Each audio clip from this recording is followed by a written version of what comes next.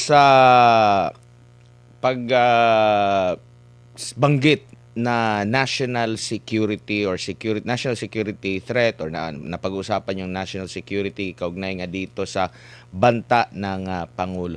Nakikita mo bang parang hinipe lang itong issue kay VP Sara against kay PBBM para mapasok talaga doon sa national security, or magiging bago pa ba ito kaugnay sa banta ng Pangulo? Natanong nga ito ni presiding officer, Chis Escudero, na hindi ba bilang presidente tanggap mo na meron talagang banta sa buhay mo? Kasi magiging kalaban mo diyan sindikato, mga durugista, mga drug lord, mga kriminal kumbaga, na yun yung ipapahinto mo talaga. So may banta ka mula sa kanila, kaya ka nga ansandamakmak yung mga gwardiya mo. No? Kumbaga parang hinipe lang ba nila ito para ma-justify na nandoon yung betrayal of public trust, mapalaki yung issue na national security na to the point na parang normal lang naman yung mga banta-banta na yan. Kasi parang nabanggit na nagkaroon ng task force intended dito. Hindi po ba ang security ng Pangulo, kumbaga parang meron talaga yung sariling intel lahat at hindi na needed yung maggumawa pa ng special task force ang NBI para rito, attorney? I agree completely. Because ang tawag ko nga dito, much ado about nothing, no? Making a mountain out of a molehill. Hinipe up lang ito just to build a case out of nowhere. When you run for president, may kasabihan nga, kasama na dyan yung mga threat na real or imaginary. Ito, imaginary nga ito na threat na ginawang na extremely exaggerated, na maski nga yung object ng threat, si Presidente mismo, hindi nga nag-file ng kaso. Kung legitimate talaga na threat ito, di nag-file sana sila ng kaso talaga na grave threat. So, ang tingin ko talaga dito is, hinipe up ito para to build a case against the Vice President, and so that there can be a case against her and ma-divert yung attention doon sa supposedly flood control issue and grave corruption that is happening in our government today. Kasi instead na pagtuunan ng pansin ng Kongreso at saka ng Senado para magkaroon ng totohanang investigasyon doon sa flood control, saan napunta ang mga bilyones, trilyones na pera natin, sinong nagkapera doon, dinivert itong issue na ito at itinututok doon kay Vice Presidente para magkaroon tayo ng circus at mawala na yung atensyon natin doon sa supposedly na dapat imbestigahin na yung grabing korupsyon na nangyayari sa ating bansa ngayon. Apo, Yun po ang pananaw ko doon. attorney, dito naman po sa usaping confidential. Kasi, di ba, talagang sinala ng husto ang NBI director hanggang sa umabot siya ng punto na meron siyang mga impormasyon na hindi niya pwede na mabanggit dahil for national security, confidential. Tapos napatanong ang depensa, so hindi kayo naniniwala sa konseptong hindi confidential ang katotohanan, no? So tumutukoy ito doon sa naging pahayag ni Joke, no? Doon nga sa hiling nila na yung dapat walang confidential pag pinag-uusapan yung katotohanan. Nakita mo ba na sa future, lalo na pag-uusapan ito sa ibang articles of impeachment, na magagamit nila ito at dito masusubukan niya yung pagiging double standard talaga ng kanilang pananaw? Yes, I think this is proof, no, na political lang talaga ito lahat, no. Simply because of the fact na kung sa tingin nila ay makakasira sa kanila, yun iniiwasan nila. Pero kung sa tingin nila ay makakatulong doon sa pag-impeach kay VP Sara, ay pinapaboran nila. So, sa tingin ko dito, this is not really a legal exercise. This has become purely a political exercise with a semblance of legality, just to give it a semblance also of respectability. Yun ang tingin ko po dyan, Sir Admar. Opo. Sana hindi sila ma-offend, but I really think that this is all political and just given a semblance of legality to give it an appearance of respectability. Opo. Attorney, hindi po ba national security din? Kasi ang hihimayin po, marami kasi confidential na pinag-uusapan po natin, no? Yung sa AMLAC, yung mga financial records, pati yung sa confidential funds or also known as intelligence funds yata yan sa uniformed agency. Pero pag civilian like OVP o nung DepEd ay confidential funds. Hindi po ba mapag-uusapan din yung national security kung malalaman yung the way ikaw ay mag-handle ng mga subject ng confidential funds mo like ang ginagamit ng mga militar. Hindi mo ba ito banta sa ating national security kung mabubusisi ito ng husto, attorney? Yes, yes. Ang sa akin dito, I would like to press more no on the double standard that they are applying.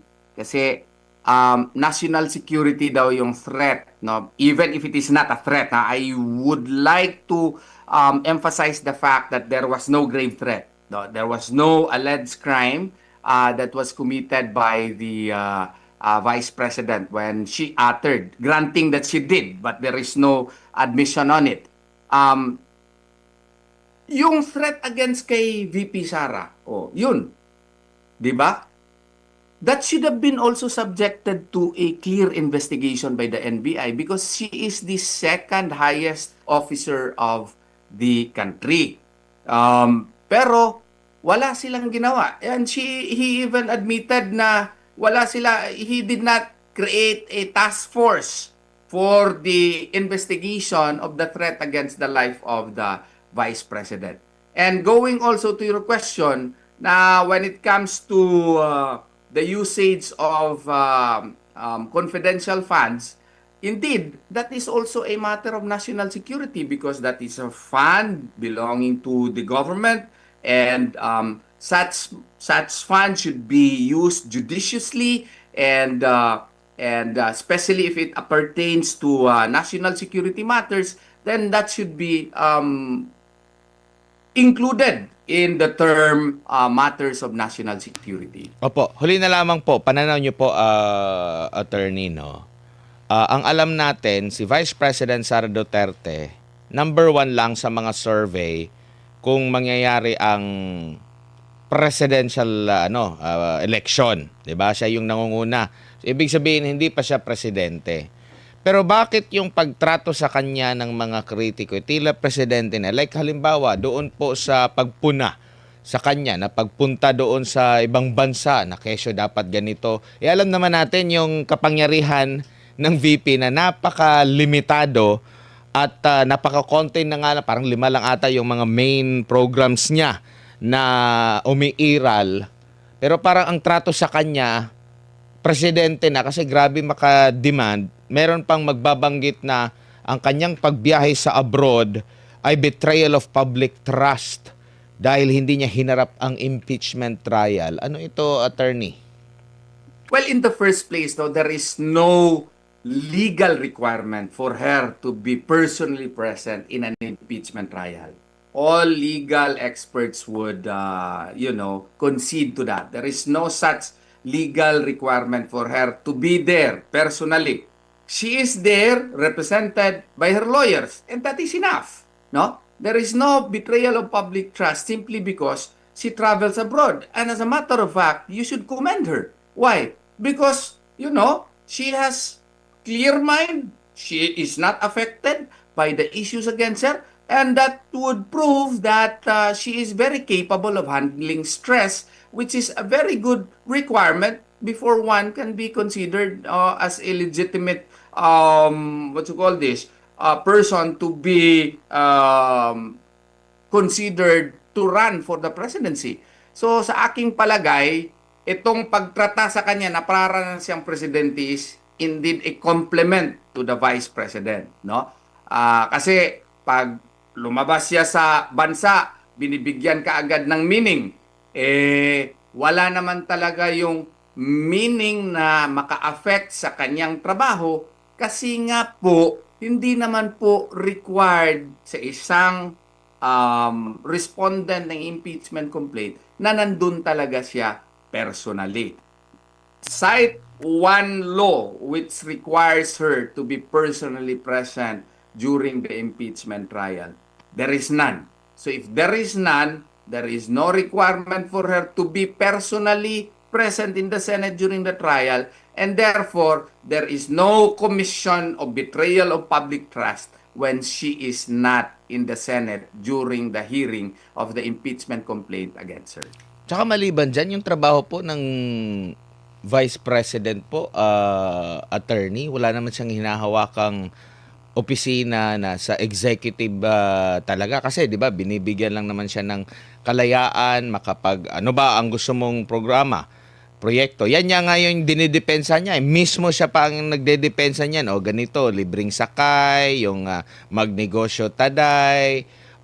Hindi siya kagaya ng presidente na i-oversee mo talaga yung lahat ng mga ahensya ng gobyerno na sa ilalim sa iyo, kahit yun pa lang hindi pa nga kasama yung impeachment trial, pero yun nga ang pagtrato na sa kanya ay parang presidente na, attorney, na grabe na yung accountability na hinihingi sa kanya.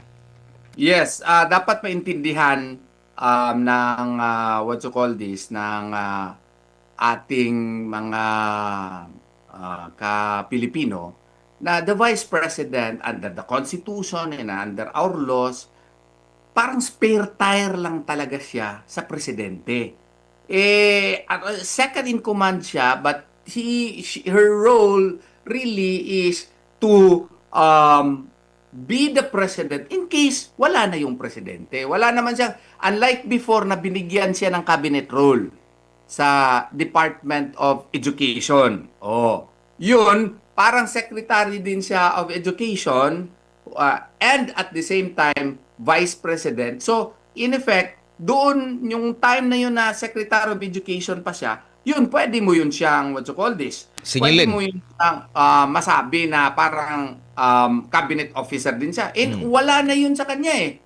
So, sa pagka ngayon, balik siya doon sa pagka purely spare tire ng presidente. So, you could not blame her if meron siyang, sa tingin niya, merong compelling reason for her to go abroad because she wants to also fulfill other responsibilities, no? Kasi yung responsibility niya, hindi lang amang dito sa ating bansa. O baka meron siyang kinakailahang puntahan sa ibang bansa din. Then, that is her option because yung trabaho niya as Vice President is limited to being a spare tire of the President. Whether we like it or not,